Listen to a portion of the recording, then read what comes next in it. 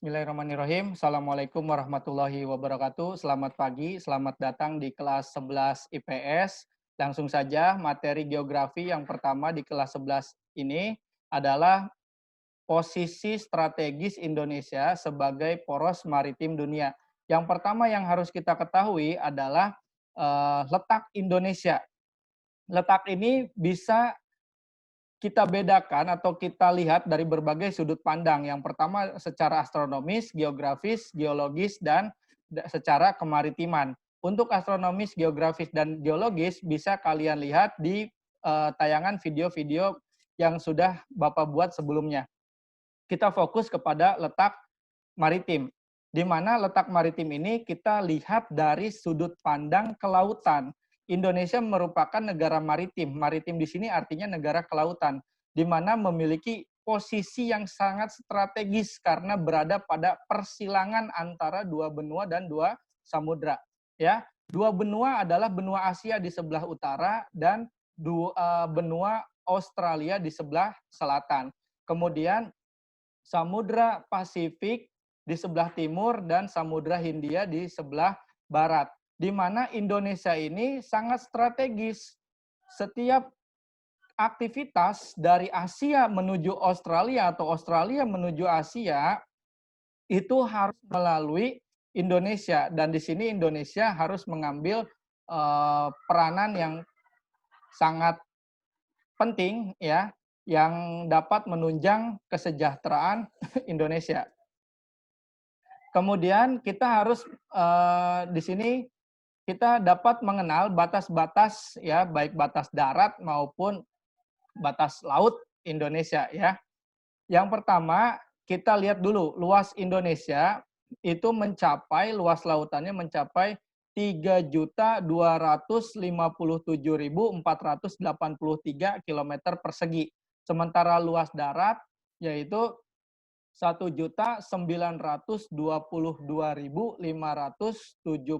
km persegi. Ya, jika ditotal secara keseluruhan luas Indonesia mencapai 5.180.053 km persegi. Ya, sangat luas sekali Indonesia. Nah, di sini Indonesia batas darat dan batas laut, ya.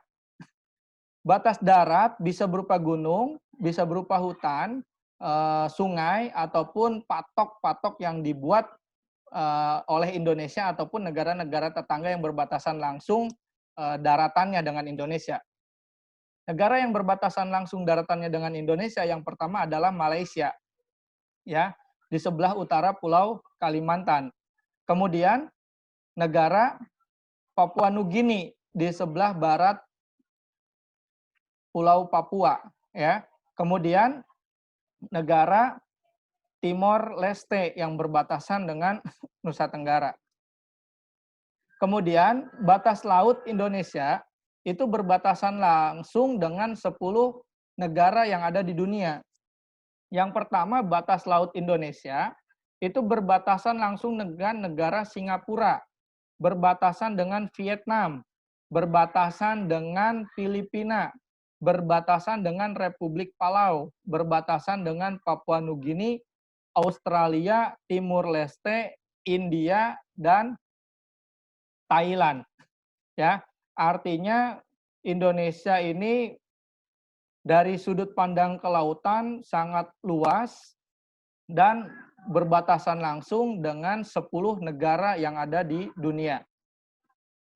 Nah, kemudian kita perhatikan di sini ada yang harus dipahami oleh kalian. Yang pertama ada yang disebut dengan laut teritorial, landas kontinen, dan zona ekonomi eksklusif. Ya, untuk laut teritorial ini merupakan wilayah yang menjadi kedaulatan mutlak bagi Indonesia yang berjarak 12 mil dari pulau terluar yang ada di Indonesia. Ya. Kemudian ada yang disebut dengan landas kontinen. Ini adalah batas permukaan tanah yang ada di dasar laut. Nah, batasnya sampai dengan 200 meter dari permukaan laut, ya. Apabila ada negara yang berbatasan dengan Indonesia dan berbatasannya sangat dekat, seperti di Selat Malaka, antara Indonesia dengan Malaysia. Ini wilayah lautnya sangat dekat sehingga dalam menentukan batas landas kontinennya ya harus antara perundingan Indonesia dengan Malaysia agar mendapatkan kesepakatan yang disepakati oleh kedua belah negara. Kemudian ada yang disebut dengan zona ekonomi eksklusif, di mana zona ekonomi eksklusif ini terbentang sejauh 200 mil, ya. Dan di sini kita berhak mengelola atau memanfaatkan ya segala potensi yang terkandung di dalam laut seperti potensi perikanan, potensi minyak dan gas ya. Itu masih bisa kita manfaatkan sejauh 200 mil. Itu yang disebut dengan zona ekonomi eksklusif. Apabila lebih dari 200 mil itu adalah termasuk ke dalam laut bebas.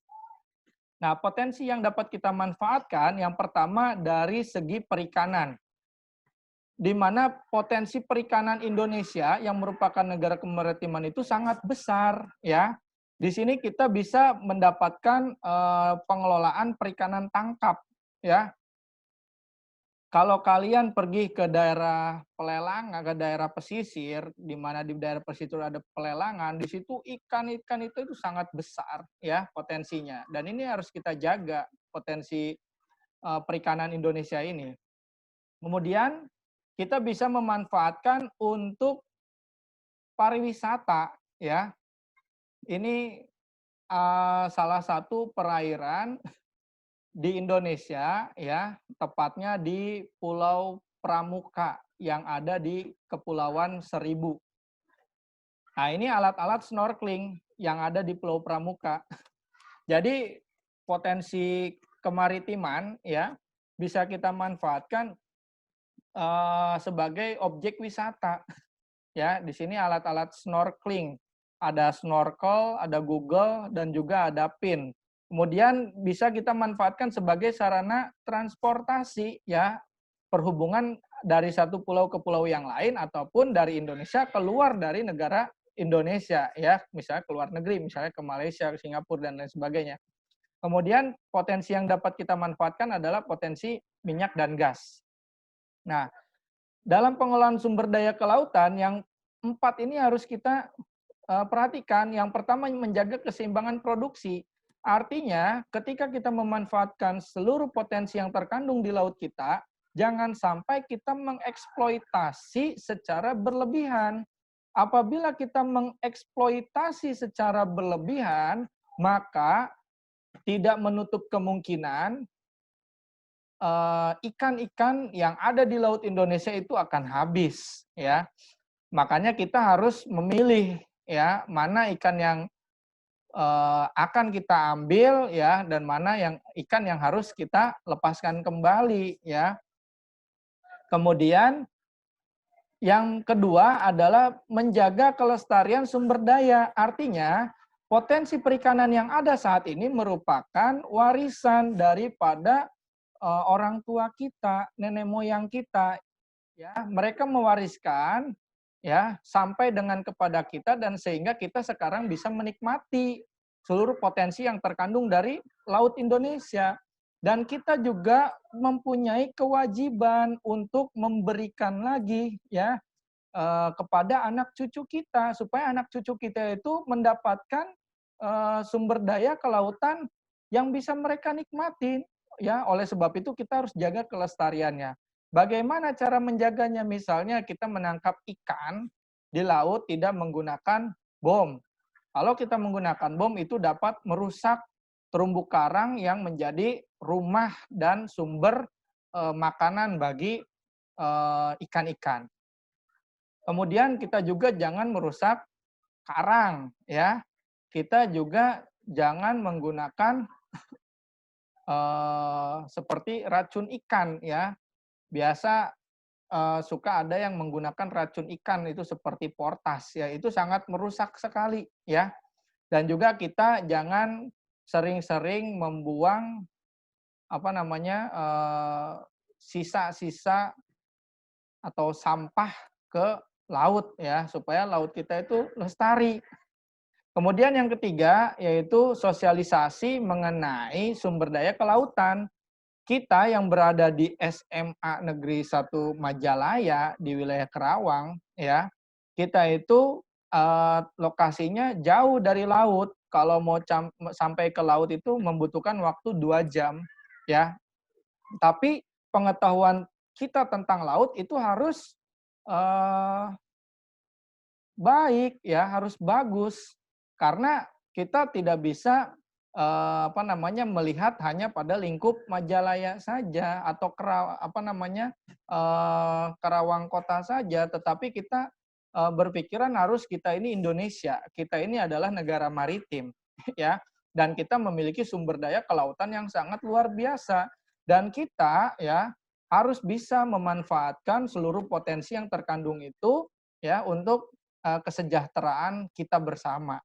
Kemudian yang keempat, mengembangkan kebijakan yang dapat mendukung kelestarian sumber daya kelautan. Dan di sini pentingnya dari peran pemerintah dalam membuat regulasi, aturan, kebijakan yang dapat menjaga ya kelestarian, kelangsungan sumber daya kelautan yang ada di Indonesia.